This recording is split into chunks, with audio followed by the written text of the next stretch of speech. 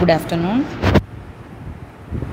Today we are going to discuss about methods of data collection, part 2,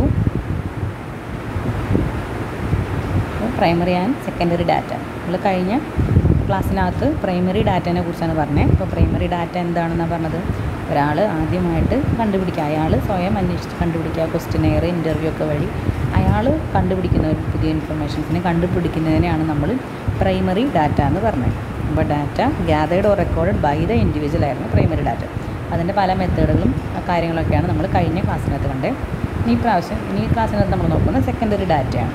അപ്പോൾ primary എന്ന് പറഞ്ഞിട്ടുണ്ടെങ്കിൽ ഒരാൾ പുതുതായിട്ട് ഉണ്ടാക്കണമെന്നുണ്ടെങ്കിൽ സെക്കൻഡറി ഡാറ്റ എന്തായിരിക്കും? സെക്കൻഡറി ഡാറ്റ വേറൊരാൾ ഓൾറെഡി കണ്ടുപിടിച്ച, അല്ലെങ്കിൽ ഇപ്പോൾ ഒരാളുടെ കണ്ടുപിടിച്ച കാര്യങ്ങൾ തന്നെ ഇപ്പോൾ അയാൾ നേരത്തെ എന്താണ്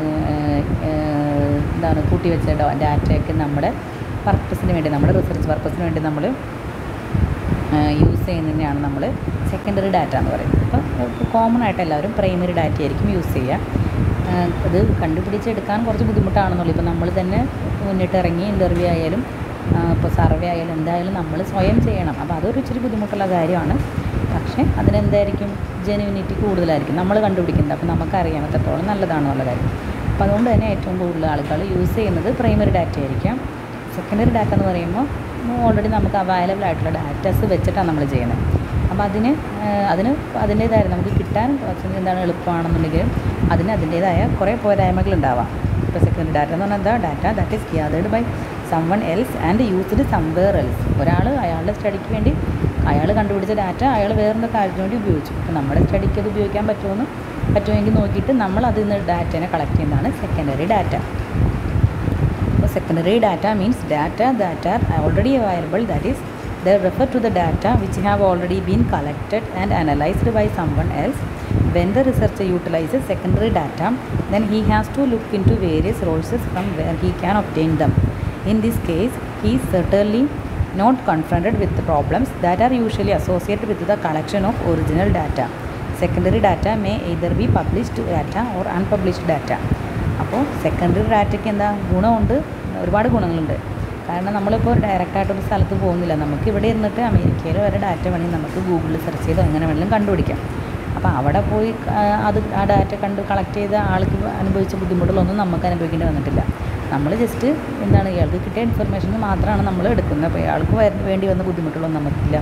നമുക്ക് ഡാറ്റ കിട്ടുകയും ചെയ്തു. നമുക്കിനി കിട്ടിയ ഡാറ്റ അനലൈസ് ചെയ്യാന്നുള്ളൊരു പ്രശ്നം മാത്രം നമുക്ക് ഈ സെക്കൻഡറി ഡാറ്റേനകത്ത് വരുന്നുള്ളൂ. അപ്പോൾ ഈ സെക്കൻഡറി ഡാറ്റ ഒന്നില്ലെങ്കിൽ പബ്ലിഷ്ഡ് ഡാറ്റ ആയിരിക്കാം, ഇല്ലെങ്കിൽ അൺപബ്ലിഷ്ഡ് ഡാറ്റ ആയിരിക്കും. അപ്പോൾ ഏതെങ്കിലും ഒരു നാഷണലായിട്ടുള്ള അല്ലെങ്കിൽ ഇൻ്റർനാഷണൽ ആയിട്ടുള്ള ഒരു ജേണലോ ഇപ്പോൾ എന്തെങ്കിലുമൊക്കെ ബുക്സിലൊക്കെ പബ്ലിഷ് ചെയ്തിട്ടുള്ള ഡാറ്റ ആയിരിക്കാം അത്.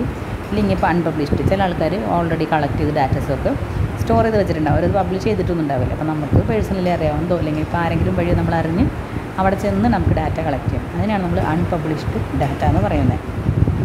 പബ്ലിഷ്ഡ് ഡാറ്റാസൊക്കെ നമുക്ക് എവിടെയായിരിക്കും അപ്പോൾ കിട്ടുന്നത്? Various publications of the central, state and local governments. Second, various publications of foreign governments or of international bodies and their subsidiary organisation, technical and trade journals, books, magazines and news papers, reports and publications of various associations connected with business and industry, banks, stock exchanges, etc. Reports prepared by research scholars, universities, economists, etc. in different fields, public records and statistics, historical documents and other sources of published information. അപ്പോൾ എന്താണ് published എന്ന് പറയുമ്പോൾ അപ്പോൾ ഇത് government publish ചെയ്തതായിരിക്കാം, അല്ലെങ്കിൽ നമുക്ക് books, magazine, news paper അതിൽ നിന്ന് വരുന്നതായിരിക്കാം. ഇപ്പോൾ ഓൾറെഡി റിസർച്ച് ചെയ്തുകൊണ്ടിരിക്കുന്ന ആളുകൾ അവരൊക്കെ പബ്ലിഷ് ചെയ്തിട്ടുള്ളതായിരിക്കാം.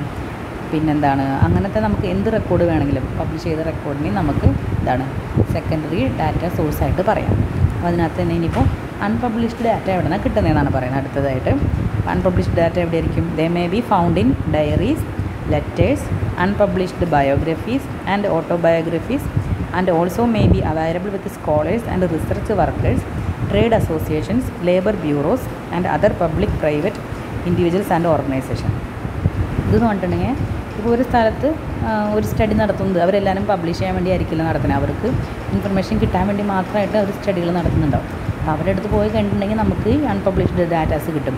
ഇല്ലെങ്കിൽ ഇപ്പോൾ നമ്മൾ ഒരാളെ കുറിച്ചിട്ട് ഇപ്പോൾ ഒരാളുടെ പണ്ട് കാലത്ത് വൈക്കം മുഹമ്മദ് ബഷീർ സാറിനെ കുറിച്ചൊക്കെയാണ് നമ്മളൊരു റിസർച്ച് ചെയ്യാൻ പോകണമെന്ന് വിചാരിക്കുക. അപ്പോൾ നമ്മൾ ആളെക്കുറിച്ച് ഒരുപാട് കാര്യങ്ങൾ നമുക്ക് പബ്ലിഷ് ചെയ്തിട്ടുള്ള കാര്യങ്ങളൊക്കെ കിട്ടും.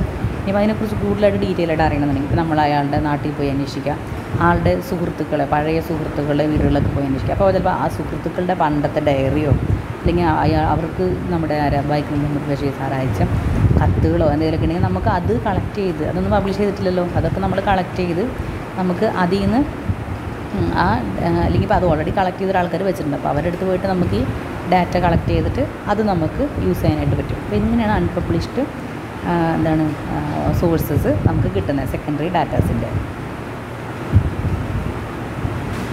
ഇനി ജസ്റ്റ് ഏതൊക്കെയാണെന്ന് ജസ്റ്റ് ഒന്ന് ക്ലാസിഫൈ ചെയ്തേക്കുന്നതാണ് എവിടെ നിന്നൊക്കെ നമുക്ക് സെക്കൻഡറി ഡാറ്റ കിട്ടുന്നതെന്ന്. Government or semi government publications, അതെവിടെ നിന്നൊക്കെയാണ്? There are many government and semi government organisations that collect data on a regular basis in a variety of areas and publish it for use by members of the public and interest group. Some common examples are the census, vital statistics, registration, labor force surveys, health reports, economic forecast and demographic information. അതെന്താണ്?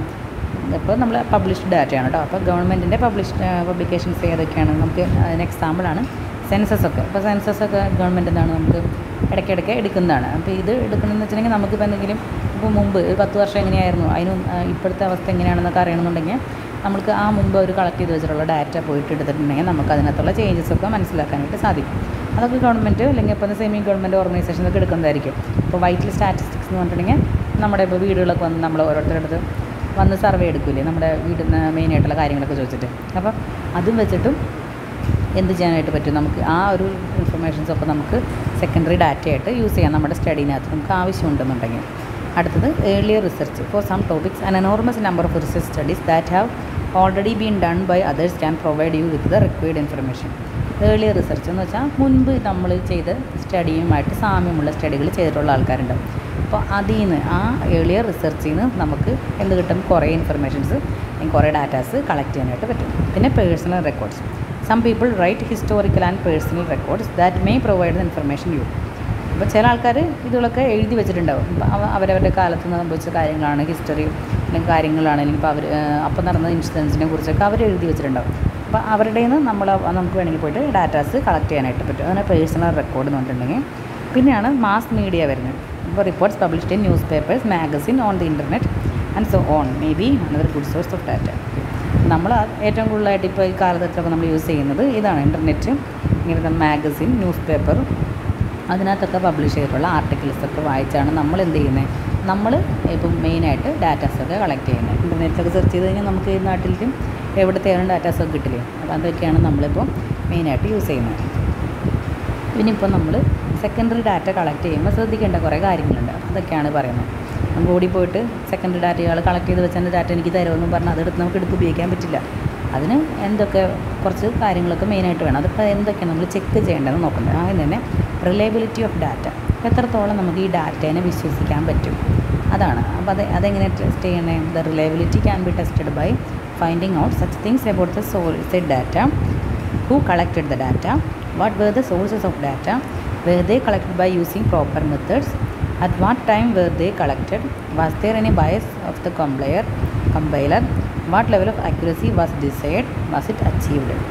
ഇത് ഈ data നമ്മൾക്ക് ഇപ്പോൾ അന്വേഷിച്ച് കണ്ടുപിടിച്ച secondary ഡാറ്റയുടെ കാര്യമാണ് പറയുന്നത് കേട്ടോ.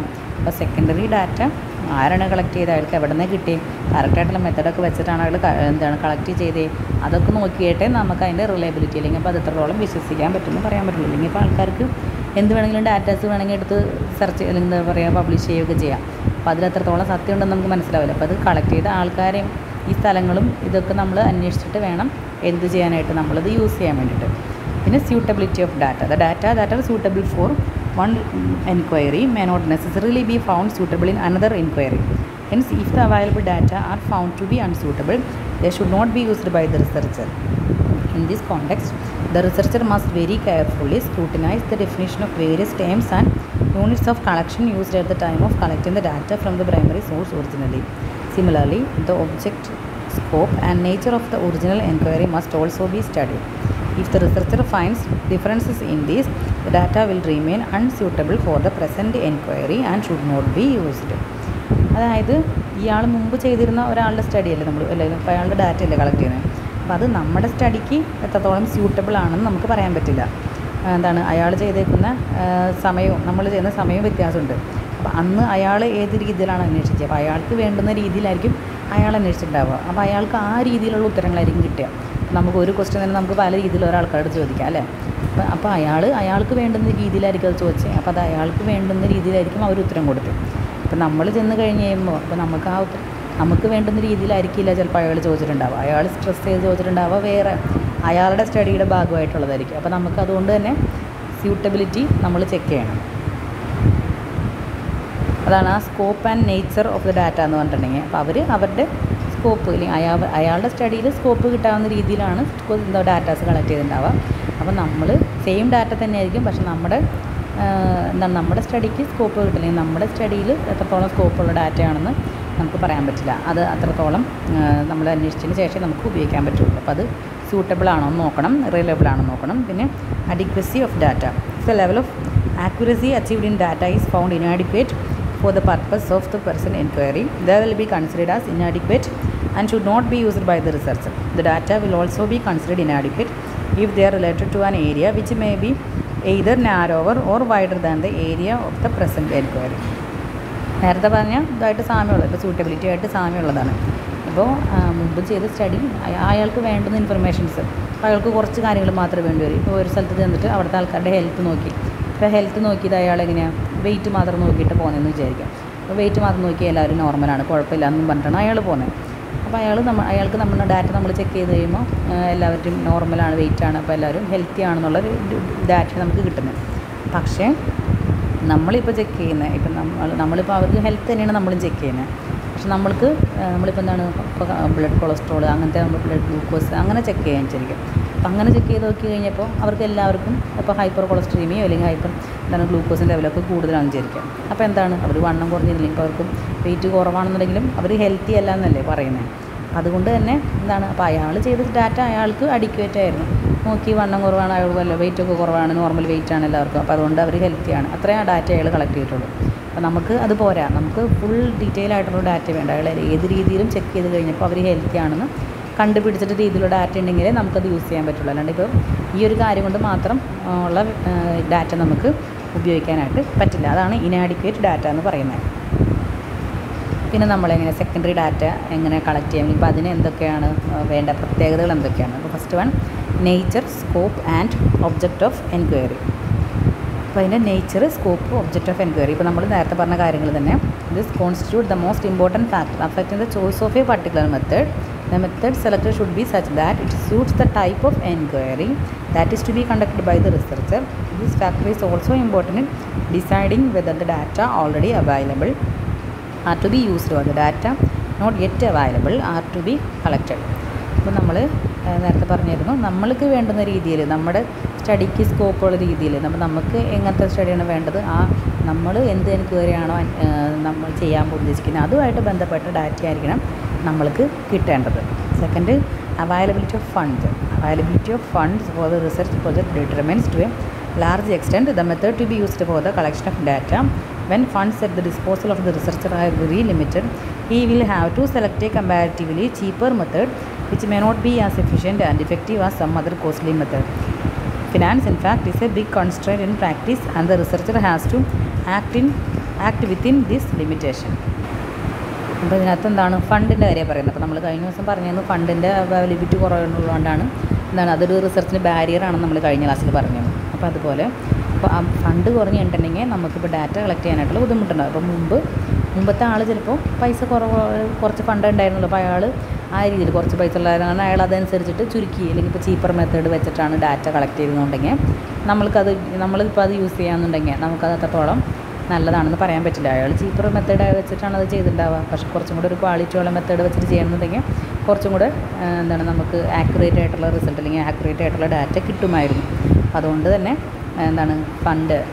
ഫണ്ടിൻ്റെ കാര്യങ്ങളും നോക്കണം, അതായത് ഫിനാൻസ്. അപ്പോൾ എന്താണ് ഒരു ബിഗ് കൺസ്ട്രെയിൻ്റ് ആണ് നമ്മളിപ്പോൾ റിസർച്ച് ചെയ്യുകയാണെന്നുണ്ടെങ്കിൽ. നമ്മൾ ഏത് സ്റ്റേജിലും നമുക്ക് നല്ല ഒരു ഫണ്ടിൻ്റെ ആവശ്യമുണ്ട്. ഡാറ്റ കളക്ട് ചെയ്യുന്ന സ്റ്റേജ് ആയാലും ശരി, ഏത് സ്റ്റേജ് ആയാലും ശരി. അപ്പോൾ അതിലുള്ള വ്യത്യാസങ്ങൾ കൊണ്ട് ഇപ്പോൾ അതിനകത്തുള്ള ഒരു പോരായ്മ കൊണ്ട് നമ്മുടെ ഡാറ്റ കളക്ഷനകത്ത് പ്രോബ്ലം വരാതെ നമ്മൾ നോക്കണം. പിന്നെ എന്താ time factor. Availability of time has to be also to be taken into account in deciding a particular method of data collection. Some methods take relatively more time, whereas with others the data can be collected in a comparatively shorter duration. The time at the disposal of the researcher thus affects the selection of the method by which the data are to be collected. അപ്പോൾ നമ്മൾ ഇന്നമാതിരി തന്നെ ചില data collect ചെയ്യണമെന്നുണ്ടെങ്കിൽ നമുക്ക് ഒരുപാട് സമയം വേണ്ടി വരും. അപ്പോൾ ഈ സമയം എന്നുള്ളതൊരു ഫാക്ടറാണ്. നമുക്ക് എന്താണ് ഒരു സ്റ്റഡി നടത്തുമ്പോൾ സമയവും ഒരു ഫാക്ടറായിട്ട് തന്നെയാണ് വരുന്നത്. ഡാറ്റ കളക്ട് ചെയ്യാനായിട്ട് ഒരു കുറഞ്ഞ സമയത്തിനടുത്ത് തന്നെ ഒരുപാട് ഡാറ്റാസ് കളക്ട് ചെയ്യാമെന്നുണ്ടെങ്കിൽ അത്രയും നല്ലതായിരിക്കും. Last one, precision required. Precision required is yet another important factor to be considered at the time of selecting the method of collection of data.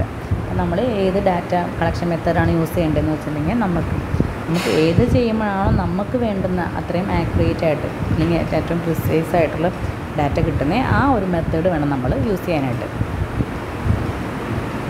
അപ്പോൾ അത്രയാണ് നമ്മുടെ സെക്കൻഡറി ഡാറ്റ കളക്ഷനകൾക്ക് വരുന്ന പോർഷൻസ് വരുന്നത്. നമ്മളിപ്പോൾ ഇതിൻ്റെ സെലക്ഷനകത്ത് പറഞ്ഞ കാര്യങ്ങൾ നമുക്ക് സെക്കൻഡറി ഡാറ്റനകത്തും പ്രൈമറി ഡാറ്റനകത്തൊക്കെ യൂസ് ചെയ്യാനായിട്ട് പറ്റുന്നതാണ്.